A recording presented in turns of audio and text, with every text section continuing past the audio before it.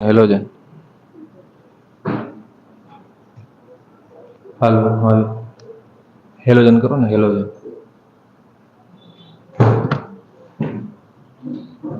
ગુણાન્વિમાતુમ નિગમાનશેકુઃ સર્વેશ્વરસ્યાખિલશક્તિધામ્નઃ બ્રહ્માદયો યસ્ય વશે વસન્તિ તં સ્વામિનારાયણમાનતોસ્મિ તં સ્વામિનારાયણમાનતોસ્મિ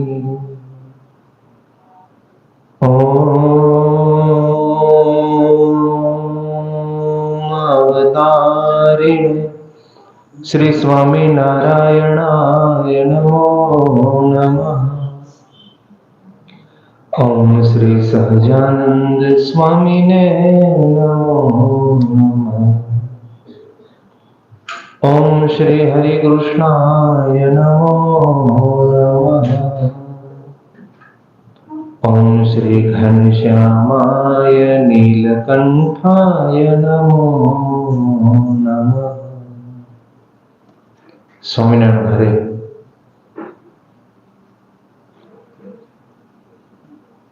શાસ્ત્રોની અંદર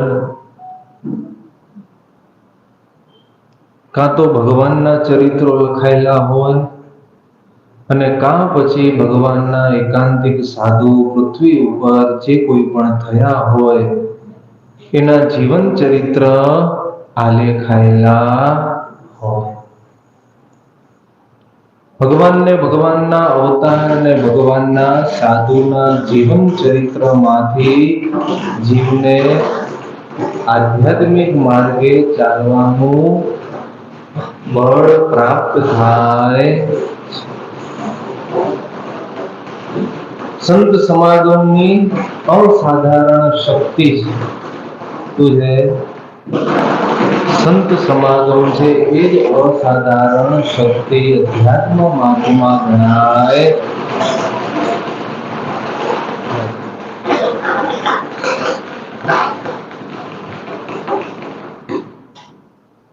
એટલે શાસ્ત્રની અંદર સંત સમાગમ એ કલ્યાણનું મુખ્ય સાધન બતાવેલું છે. એમાં પણ જે જીવ ભગવાનની કથા શ્રદ્ધા સાથે શ્રવણ કરે તો નિશ્ચય એને એ જન્મે કલ્યાણ થઈ જાય. શ્રદ્ધા ભક્તિ સમાયુક્તા નાન્ય કાર્યેષુ લાલસા વાગ્યતઃ સૂચયશ્ચૈવ શ્રોતારઃ પુણ્યશાલિનઃ.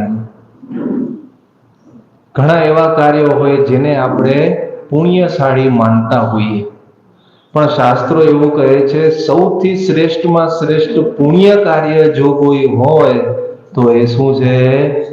ભગવાનની કથાનું શ્રવણ એકાગ્ર ચિત્તે શ્રદ્ધા અને ભક્તિ ભાવથી શ્રવણ કરવું અને અન્ય સાંસારિક સુખની આસક્તિ રાખ્યા વગર મન વાણીને સંયમમાં રાખી, દેહને પવિત્ર રાખી અને જો શ્રોતા કથાનું શ્રવણ કરે તો એ અતિશય મોટા અક્ષય પુણ્યનો ભાગીદાર થાય છે. એવો જ એક આપણે પ્રસંગ જોવાનો છે કે સંત સમાગમથી જીવનમાં કેવું આમૂલ પરિવર્તન આવી શકે છે. વિક્રમ સંવત 18નો સૈકો ચાલી રહ્યો હતો અને એ સમયે પ્રજા માટે કસોટી ખૂબ થતી, કારણ કે ચારે બાજુ જુઓ તો લૂંટારાઓના ટોળે ટોળા ફરતા, ગામો ભાંગી નાખે, જાન જતી હોય તો લૂંટફાટ કરી નાખે, ખેડૂતોના કઢામણા થાય, તલવારથી ખેડૂતોને કેળેથી કાપી નાખે. આવી રીતે બહારવટિયાઓએ ખૂબ ત્રાસ બધી જગ્યાએ આપવાનું શરૂ કરેલું. વાતાવરણ ખૂબ ત્રાસદાયક હતું. રાજ્યો પણ પરસ્પર પોતપોતાના રાજ્ય વધારવાના લોભે કરી અને પરસ્પર લડતા હતા અને એમાં નિર્દોષ માનવીઓનો કચ્ચરઘાણ નીકળી જતો. શું થાય? નાના નાના ખંડિયા રાજાઓ હોય પોતાના રાજ્યનો વિસ્તાર કરવા માટે બીજા રાજ્ય ઉપર ચડાઈ કરે અને એમાં વગર લેવા દેવા વગરના સૈનિકો મરી જાય.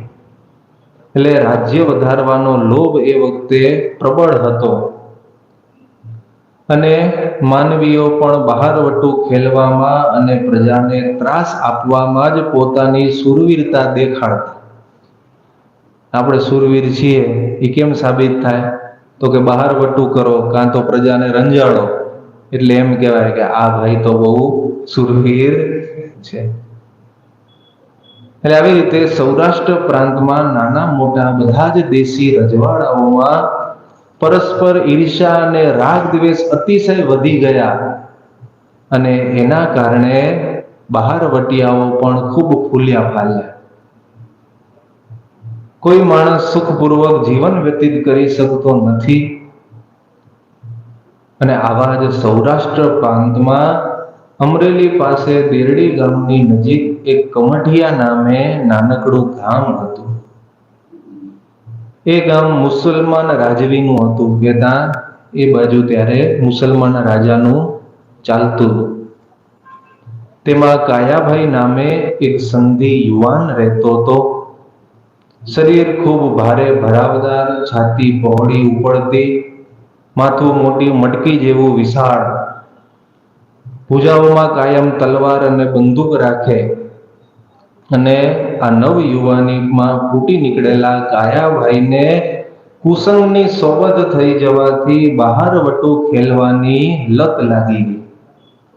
શું થઈ ગયું? ખોટે રસ્તે ચડી ગયો. યુવાની હતી, વાતાવરણ એવું હતું આજુબાજુનું, એટલે સંગ દોષમાં એને પણ બહારવટું ખેલવાની લત લાગી ગઈ. કહેતા એને વ્યસન થઈ ગયું. બે ચાર યુવાનિયાઓની એને ટોળી ભેગી કરી અને આ યુવાનો ભેગા થાય, ગામ ભાગવા માટે જાય, ગામ સળગાવી નાખે, જાનો લૂંટી લે.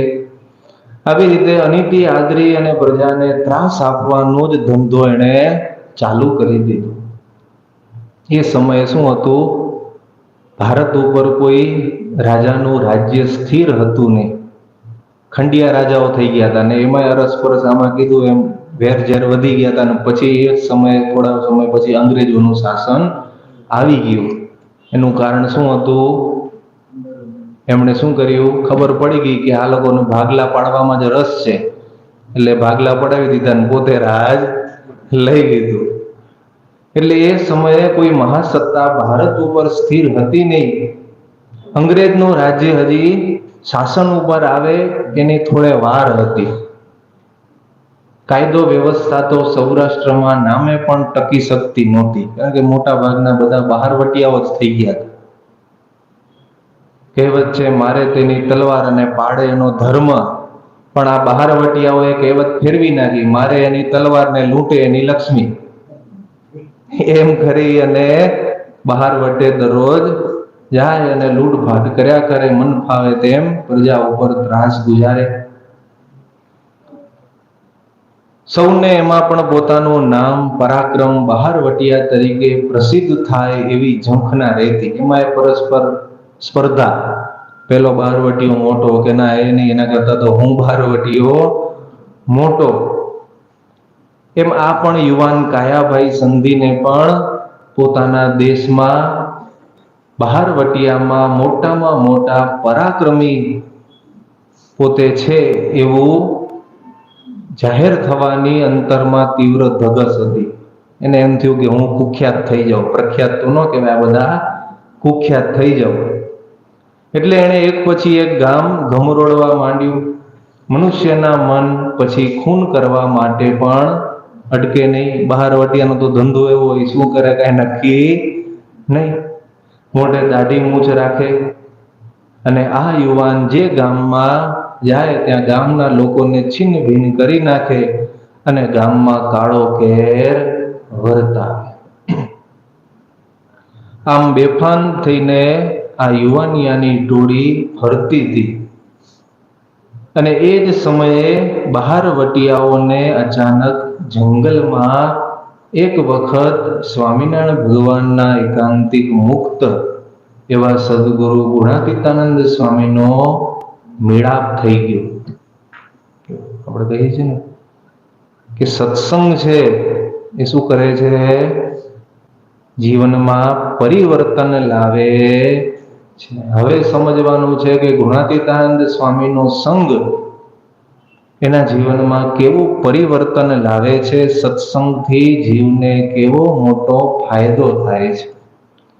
એટલે જ શાસ્ત્રમાં લખ્યું, જાડ્યમ ધિયો હરતિ સિંચતિ વાચી સત્યમ માનોન્નતિમ દિશતિ પાપમ પાકરોતિ ચેતઃ પ્રસાદયતિ દિક્ષુ તનોતિ કીર્તિમ સત્સંગતિ કથય કિમ ન કરોતિ પુંસામ. સાધુનો સમાગમ શું જીવનમાં પરિવર્તન લાવી શકે એ આ શ્લોકમાં વર્ણન કરે છે કે સાધુના સમાગમથી બુદ્ધિમાં રહેલી જડતા દૂર થાય કે ત્યાં વિવેક આવે છે. બીજો શું ફાયદો થાય? તો કે વાણીમાં સત્યનું સિંચન થાય છે. જે માણસ ખોટું બોલવાની ટેવ વાળો હોય કે સાધુ સમાગમમાં નિષ્કપટ ભાવે રહેવા લાગે તો એના જીવનમાં પણ સત્યનો વાસ થાય છે. માન સન્માન કીર્તિ વગેરે પણ વૃદ્ધિ પમાડે છે. જીવનમાં નાના મોટા પાપ થતા હોય તો એ પાપને પણ સાધુ સંગ છે એ દૂર કરી દે છે. મનને પ્રસન્ન બનાવે છે અને મનુષ્યની કીર્તિ ચારે દિશાઓમાં ફેલાવે છે. માટે કવિ કહે છે, સત્સંગતિ કથય કિમ ન કરોતિ પુંસામ. કહેતા જો સાચા સંતનો સમાગમ કરવામાં આવે નિષ્કપટ ભાવે તો જીવને શું મળતું નથી? કહેતા બધું જ મળી જાય છે. આ લોકમાં પણ બધું મળી જાય અને પરલોકનું ભાથું પણ ભરાઈ જાય. એટલે ગિરનાર પહાડોની હારમાળામાં એક નાનકડા મેદાનમાં ઝાડની છાયામાં પાંચેય સંતોને આ બહારવટિયાઓએ દૂરથી જોયા.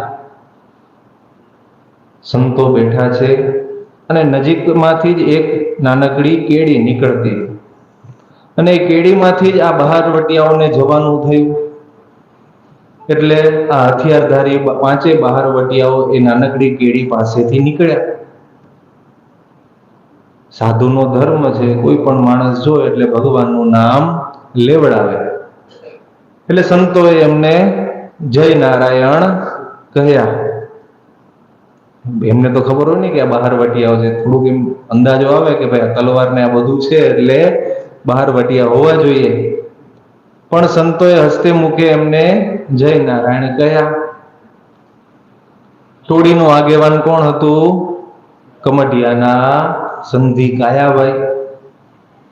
એના મનમાં સંત દર્શન જોતાની સાથે જ અંતરમાં જુદી છાપ પડવા લાગી. એને થયું કે આ સાધુ છે એ કંઈક ભગવાનના લાગે છે, કોઈ સામાન્ય સાધુ છે નહીં. સાધુ નામ દર્શનમ પુણ્યમ. સાધુનું દર્શન થાય તો પણ જીવને પુણ્યની પ્રાપ્તિ થાય. એ જ ન્યાય કાયાભાઈના અંતરમાં પણ પુણ્યના સંસ્કારો અંકુરિત થયા. અંતરમાં શાંતિ થઈ અને તરત જ એના બીજા 4 સાગીરદારો સાથે બધા જ બહારવટિયાઓએ પોતાના હથિયાર નીચે મૂકી દીધા. હજી તો સંતોએ કીધું જ નથી કે હથિયાર મૂકી દો, પણ ગુણાતીતાનંદ સ્વામીની પ્રતિભા એવી હતી, એમનો ઓરા એવો હતો, એમની સાધુતા એવી હતી કે એના દર્શન થતા જ બહારવટિયાઓએ પોતાના હથિયાર નીચે મૂકી દીધા. સંતો પાસે કોઈ સત્સંગી બેસે એમ નીચે શાંતિથી બેસી ગયા. નિર્વેરી નિસ્પૃહી ક્ષમાશીલ ધર્મવાળા સંતોએ પોતાની કરુણા દ્રષ્ટિ આ બહારવટિયાઓ તરફ કરી અને મનુષ્ય જીવનની કર્તવ્યતા, એની દુર્લભતા, એની સાર્થકતા વગેરેની અર્થ ગંભીર વાતો કરી અને એમને સત્સંગ કરાવ્યા. અને એમનો સાર એ હતો કે મનુષ્યએ કોઈ દિવસ ક્રૂર કર્મ કરવા જોઈએ નહીં. એટલો સંક્ષેપમાં એમને સાર સમજાવી દીધો. કહે છે ને, પીપા પાપ ન કીજીએ તો पुण्य किया 100 बार, जो किसी का कुछ लिया नहीं तो दिया लाख बार हजार. પીપા ભગત થઈ ગયા. ગુણાતીતાનંદ સ્વામીએ પોતાની વાતમાં પણ આ કડી લખી કે પીપા પાપ ન કીજીએ તો પુણ્ય કિયા 100 વાર. એને શું કહે છે? પાપ ન કરો તોય 100 ગણું પુણ્ય તમે જમા કરો છો એમ જ માની લેવું. જો કિસી કા કુછ લિયા નહીં તો દિયા લાખ બાર हजार. કોઈનું અનિતિથી પડાવી ન લ્યો તો પણ લાખ કરોડ રૂપિયા દાન દીધા બરોબર જ ફળ મળી જશે. પણ કોઈનું અનિતિથી અણહકનું પડાવી લેવું જોઈએ નહીં. એટલે આવી રીતે સંતોએ ઉપદેશ આપ્યો કે આ મનુષ્ય જન્મ ક્રૂર પાપ કર્મ કરવા માટે છે નહીં. કોઈને પણ રંજાડવા જોઈએ નહીં, કોઈને પણ મુશ્કેલ પરિસ્થિતિમાં મૂકવા જોઈએ નહીં. જે મનુષ્ય ક્રૂર કર્મ કરે છે એ પોતે પણ બીજાને ત્રાસ આપે છે અને પોતે પણ દુઃખમાં જ જીવન વ્યતીત કરે છે.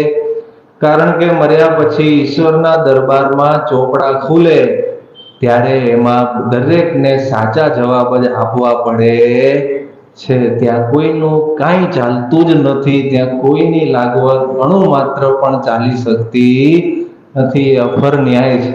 અહીંયા તો બધું ચાલી જાય. કોર્ટમાં ચાલી જાય ને વકીલ પાસે ચાલી જાય ને જજમાં ચાલી જાય. પણ મર્યા પછી કોઈનું ચાલ્યું હોય એવું આજ સુધી કોઈ દાખલો છે નહીં. એટલે કહે છે કે મનુષ્યને ઈશ્વરના દરબારમાં તો અવશ્ય સાચો જવાબ આપવો પડે છે. એમાં કોઈનું પણ જૂઠું ચાલી શકતું નથી. પાપ કર્મ કરવાથી યમપુરીના ભયંકર દુઃખો મર્યા પછી જીવાત્માને ભોગવવા પડે છે. 1,80,000 જેટલા તો નરકના કુંડો છે. યમદૂતો જે કોઈ પણ પાપ પરાયણ પ્રાણી હોય એને તેના પાપ કર્મના ફળ ભોગવડાવે છે. માટે મનુષ્યએ જે કંઈ પણ કર્મ કરવા તે ખૂબ જ સમજી વિચારી અને પછી આચરવા જોઈએ. બ્રહ્માનંદ સ્વામી કહે છે ને કીર્તનમાં, શું કહે છે? જગત મેં જીવ ના થોરા भूले देखी तन गोरा, खड़ा सिर गाढ़ सावेरी करेगा खाक की ढेरी, कर्म को समझ के करना सिरे निज भार ना भरना. कहता પાપનો ભાર માથે ભરશો નહીં. એટલે એ જ ન્યાયે સંતો કહે છે કે યમદૂતો પાપી જીવાત્માને પાપ કર્મના ફળ ભોગવડાવે છે. માટે મનુષ્યએ હંમેશા કર્મ સમજી વિચારીને કરવા જોઈએ. કોઈ દિવસ વિચાર કર્યા વગર કર્મ કરવા જોઈએ નહીં. આવી રીતે સદગુરુ ગુણાતીતાનંદ સ્વામીએ ઘણી બધી સત્સંગની વાતો કરી. બહારવટિયાને સત્સંગ કરાવો એ કોઈ સામાન્ય સંતની વાત નથી, સામાન્ય સંતનું ગજું નથી. પણ ગુણાતીતાનંદ સ્વામી જેવા સિદ્ધ પુરુષ હોય એ જ આમને સત્સંગ કરાવી શકે. ભગવાને લખ્યું ને વચનામૃતમાં, દીવા જેવા, મસાલ જેવા, વીજળી જેવા અને વડવાનળ અગ્નિ જેવા. એમ ગુણાતીતાનંદ સ્વામી જેવા સંત છે એ કેવા છે? વડવાનળ અગ્નિ જેવા સંત છે. સંતોના સારડી જેવા હિત વચનો એના દિલમાં આર પાર ઉતરી ગયા. બહારવટિયાના કઠણ કાળજા પણ કોરાઈ ગયા અને પોતે જે કાંઈ પણ જીવન દરમિયાન અધમ કાર્યો કરેલા, નિર્દોષ લોકોને રંજાડી હત્યા કરેલી, એ બધા કર્મો પ્રત્યે એમને શું થયું? નફરત ઉત્પન્ન થઈ ગઈ કે અરે રે, આવો મોંઘો મનુષ્ય દેહ મળ્યા પછી પણ અમે આવા ક્રૂર અને હિંસક કાર્યો કર્યા છે, ખરેખર અમને ધિક્કાર છે. અને હૃદયમાં પારાવાર પસ્તાવો થયો અને વિકરાળ અને ભયંકર એવા બહારવટિયાઓનું પણ તરત જ હૃદય પલટી ગયું. ઊભા થઈ અને બંદૂકના તેણે કટકા કરી નાખ્યા. પોતાની આજીવિકાનું સાધન કહેવાય ને બંદૂક. તો બહારવટિયાઓ માટે તો શું હોય આજીવિકાનું સાધન? બંદૂક છે જ આજીવિકાનું સાધન કહેવાય. તો એ કાયાભાઈએ શું કર્યું? બંદૂકના કટકા કરી નાખ્યા. તલવારને પથ્થર પર ઘા કરી અને ભાંગી નાખી. હાથ જોડી વિનયથી સદગુરુ ગુણાતીતાનંદ સ્વામીને કહે છે કે હે મહાપુરુષ, આ જિંદગીમાં અપાર પાપ કર્મ કર્યા છે, એનો હિસાબ પણ રાખ્યો નથી. શું કીધું? કેટલા બધા પાપ કર્મ કર્યા છે કે એનો કોઈ હિસાબ જ રાખ્યો નથી. દારૂ માંસનું ભક્ષણ કર્યું છે, અબળા સ્ત્રીઓ ઉપર વ્યભિચાર કર્યો છે અને મોઢેથી ન કહી શકાય તેટલા ભયંકર પાપ મેં મારી મદોદ્ધત જુવાન અવસ્થામાં કરી નાખ્યા છે. હવે મને તમારા સત્સંગ પછી એવો વિચાર આવે છે કે મર્યા પછી હું ખુદાના દરબારમાં શું જવાબ આપીશ? શું કહે છે? ખુદાના દરબારમાં હું શું જવાબ આપીશ? ખુદા મને કેવી નસીહત કરશે? હે પ્રભુ, તમે મને ઉગારવાનો કોઈક માર્ગ બતાવો. શું કીધું? કલ્યાણનો કોઈ રસ્તો બતાવો. તમે મને કોઈ ઓલિયા પુરુષ લાગો છો, કારણ કે તમારા દર્શન માત્રથી જ મારા હૃદયમાંથી પાપ દૂર થઈ ગયું. મારું અધીરું મન આજે ધીરજતાને માર્ગે ચાલી શકે છે. માટે આપ મને હવે આ પાપમાંથી છૂટો એવી મહેરબાની કરી અને સાચી હિતકારી વાત કરો. ધીર ગંભીર સદગુરુ ગુણાતીતાનંદ સ્વામી કહે છે કે ભાઈ, માનવ માત્ર ભૂલને પાત્ર ગણાય છે. આ દુનિયામાં એવો કોઈ માણસ જ નથી કે જેનાથી જાણતા અથવા તો અજાણતા ભૂલ ન થાય. ભૂલ થાય અને થાય, ભૂલે નહીં તો એ ભગવાન કહેવાય. એટલે માનવી માત્ર જીવનમાં નાની મોટી ભૂલ કરે, પણ પશ્ચાતાપ કરી અને ભૂલને સુધારવાના જે કોઈ પણ પ્રયત્ન કરે એ જીવ શુદ્ધ થાય છે અને એ જીવ દેવી આત્મા બની જાય છે. માટે હજી પણ પાછો વળવાનો સમય છે. સમય હજી પૂરો થઈ ગયો નથી. શાસ્ત્રોમાં કહ્યું, જાગ્યા ત્યારથી સવાર, ત્યારથી ભગવાન ઓળખાણા, સત્સંગ ઓળખાણો, વર્તમાન ધાર્યા, ત્યારથી એ માર્ગે ચાલતા રહેવું જોઈએ. માટે તમે પણ અમારા ઈષ્ટદેવ સ્વામિનારાયણ ભગવાનના આશ્રિત બનો, કંઠી વર્તમાન ધારણ કરો. દારૂ પીશો નહીં, ચોરી કરશો નહીં, વ્યભિચાર કરશો નહીં, માંસ વગેરેનું ભક્ષણ કરશો નહીં, આવી મારી આગળ પ્રતિજ્ઞા લ્યો. જો અત્યારે તમે મારી આગળ વર્તમાન ધારણ કરશો તો ભગવાન તમારી પાપ થકી રક્ષા કરશે અને કરેલા પાપ પણ તમને ભોગવવા પડશે નહીં. એવી રીતે સદગુરુ ગુણાતીતાનંદ સ્વામીએ કાયાભાઈને કહ્યું, તમારો જમણો હાથ આગળ કરો. કાયાભાઈએ હાથમાં જળ લીધું. સ્વામીએ મંત્ર બોલી અને જળ નીચે મુકાવ્યું અને પછી કાયાભાઈએ કહ્યું કે હે મહારાજ, આપની પાસે ખુદાની સાક્ષીએ પ્રતિજ્ઞા કરું છું કે હવેથી ક્યારેય પણ દારૂ માંસનું ભક્ષણ નહીં કરું, કોઈ ઉપર ક્રૂર દ્રષ્ટિ કરીશ નહીં, કોઈની જીવની હિંસા કરીશ નહીં અને મારા જીવનના છેલ્લા શ્વાસ સુધી આ ટેક, આ વર્તમાનનું હું પાલન કરીશ. તમે જો મુસલમાન છે તો પણ પંચવર્તમાન પાળવાની બાંયધરી આપે છે. પ્રતિજ્ઞા કરી અને સદગુરુ ગુણાતીતાનંદ સ્વામીએ કાયાભાઈને મુમુક્ષુ જાણી ગળામાં કંઠી ધારણ કરાવી, હાથમાં ભગવાનની માળા આપી અને ત્યારથી તરત જ કાયાભાઈના જીવનમાં અમોલ પરિવર્તન આવી ગયું. હવે તો આ કાયાભાઈ યુવાન અવસ્થામાં પણ જીભ ઉપર અખંડ સ્વામિનારાયણ સ્વામિનારાયણ એક જ નામનું રટણ ચાલુ કરી દે છે. બીજું એને કઈ ગમતું નથી. અને એમના સાથીદારો હતા, એમણે પણ કાયાભાઈને જોઈ અને એમની માફક જ પ્રતિજ્ઞા લીધી કે અમે પણ હવે આ ક્રૂર અને પાપ કર્મ છોડી દેશું. સદગુરુ ગુણાતીતાનંદ સ્વામી તો હાથમાં માળા, ખંભે પૂજાનો ખડીયો, તુમડા પત્તર વગેરે લઈ અને પાંચે સંતો સોરઠ દેશમાં સત્સંગ વિચરણ કરવા માટે નીકળી ગયા. કાયાભાઈ પણ પોતાના ગામ કમઢિયા આવ્યા અને ઘરની અંદર જે કોઈ પણ અભક્ષ્ય વસ્તુઓ હતી એ બધી દૂર કરી દીધી. ઘરમાંથી અશુદ્ધિ દૂર કરી અને હવે ભક્ત તરીકેનું જીવન વ્યતીત કરવાની નવી શરૂઆત કરે છે.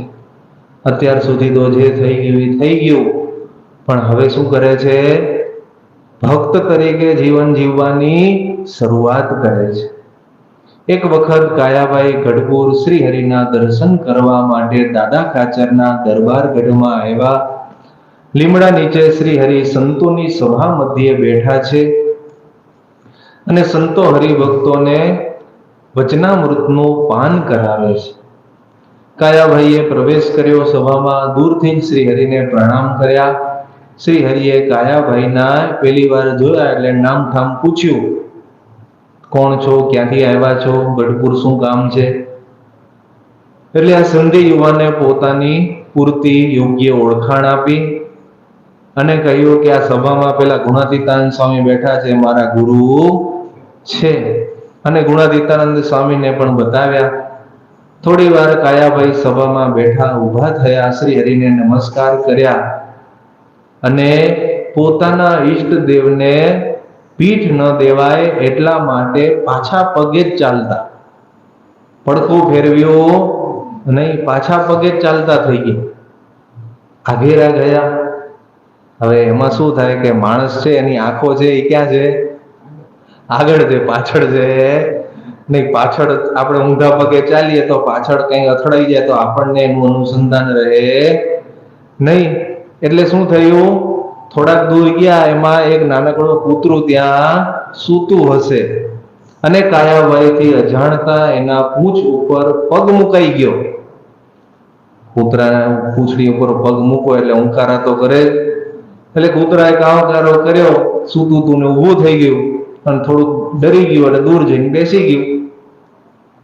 તરત જ કાયાભાઈએ એને સાષ્ટાંગ દંડવત પ્રણામ ચાલુ કરી દીધા. શું કર્યું? કાયાભાઈએ કૂતરાને સાષ્ટાંગ દંડવત પ્રણામ કર્યા. સભામાં બધા સત્સંગીઓ સંતો બેઠા હતા. એને આશ્ચર્ય થયું કે આ શું કરે છે. કાયાભાઈને કોઈ પૂછ્યું, બુદ્ધિશાળી હોય ને આપણા જેવા અખ્તર દયા, કે તમે આ કૂતરા જેવા પ્રાણીને દંડવત પ્રણામ કેમ કરો છો? શું પૂછ્યું? કૂતરા જેવા પ્રાણીને તમે દંડવત પ્રણામ શા માટે કરો છો?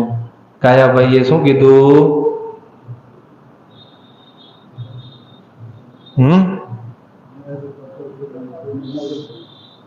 હું હવે ભગવાનનો ભક્ત બની ગયો છું. પેલો જવાબ શું હતો? હું ભગવાનનો હવે ભક્ત થઈ ગયો છું. અને ભગવાનના ભક્તનું કર્તવ્ય છે કે નાના એવા જીવ પ્રાણી માત્રને પણ મન કર્મ વચને દુભવવા જોઈએ નહીં. શું સમજે છે? શું કરવું જોઈએ ભગવાનના ભક્તે? નાના મોટા કોઈ પણ જીવને મન કર્મ વચ્ચે ક્યારે પણ દુભવવા જોઈએ નહીં. આ કૂતરા ઉપર મારો પગ પડ્યો તેથી તેનો અંતરાત્મા દુભાણો હશે, એટલે મેં કૂતરાને સાષ્ટાંગ દંડવત પ્રણામ કરી અને માફી માંગી લીધી છે. આવો જવાબ સાંભળે એટલે આખી સભાને તો આશ્ચર્ય થયું કે આ કાયાભાઈ શું બોલે છે, કઈ સમજાતું નથી. પણ કાયાભાઈની દ્રષ્ટિ કેવી થઈ ગઈ હતી? દિવ્ય થઈ ગઈ હતી. ગીતાજીમાં પણ શ્રી કૃષ્ણ ભગવાને શું કહ્યું? વિદ્યા વિનય સંપન્ને બ્રાહ્મણે ગવી હસ્તિની સુનિચૈવ સ્વપાકે ચ પંડિતઃ સમદર્શિનઃ. જ્ઞાની ભગવાનના ભક્તો શું સમજે છે કે વિદ્યા સંપન્ન બ્રાહ્મણ હોય, ચાંડાળ હોય, ગાય હોય, કૂતરો હોય કે હાથી હોય, એ બધામાં શું જોઈએ છે? એક આત્મા તત્વના જ દર્શન કરે છે. ને આવા પુરુષોની દૃષ્ટિ શેના ઉપર હોય છે? એના હૃદયમાં રહેલા પરમાત્મા તરફ જ એની દૃષ્ટિ હોય છે, પણ એના પંચ ભૌતિક કલેવર ઉપર એની દૃષ્ટિ હોતી નથી. જો શ્રી કૃષ્ણ ભગવાને અર્જુનજીને ઉપદેશ આપ્યો, કાયાભાઈને તો કોઈએ ઉપદેશ નથી આપ્યો, તો એના જીવનમાં પરિવર્તન આવી ગયું. શેના પરિણામે? સદગુરુ ગુણાતીતાનંદ સ્વામીની દ્રષ્ટિ એના ઉપર થઈ ગઈ. એક વખત કાચા ચીબડાની માફક માણસને કાપીને ખાનાર, વિખરેલા વાઘની માફક ત્રાસ આપનાર દુષ્ટ જીવ આજે હાથમાં માળા લઈ અને શાંત ભક્ત બની ગયો. અને કૂતરા જેવા અધમ પ્રાણીનો પણ અપરાધ થાય તો પણ એની માફી માંગી લેવાની એનામાં હિંમત આવી ગઈ. આપણામાં આવે ને? એટલે આવો ફેરફાર થવો એ કોઈ થોડી વાત કહેવાય. જે કાયમ દારૂ માંસ વ્યભિચાર વ્યસનમાં જ રાત દિવસ મશગુલ રહેતા હોય, સમાજને ત્રાસ ફેલાવવા માટે જ જીવન જીવતા હોય, એવા માનવીના હાથમાં માળા પકડાવી દેવી એ કોઈ સાધારણ કાર્ય કહેવાય નહીં, એ અસાધારણ કાર્ય કહેવાય. અને આ શેના કારણે થયું? સંત સમાગમની અસાધારણ શક્તિના પરિણામે આ કાર્ય શક્ય બન્યું.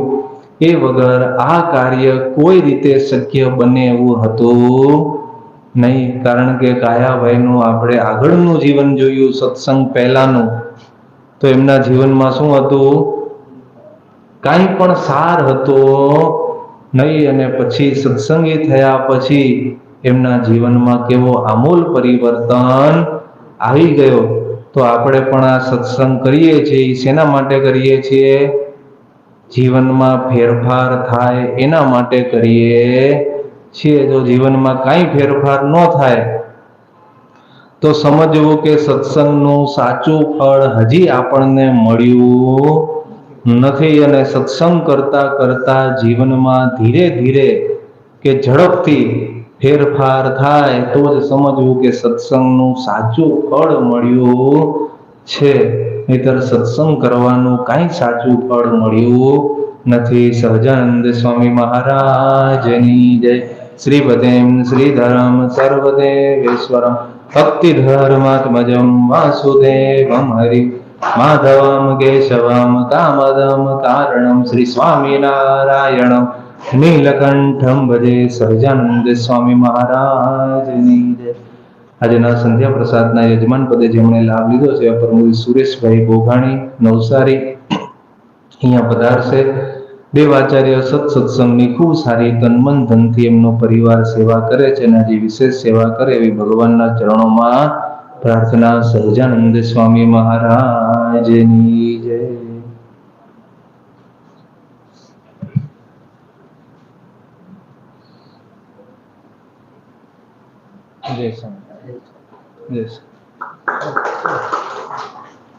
બીજું, આપણા મંદિરનો 47મો વાર્ષિક પાટોત્સવ ક્યારે છે?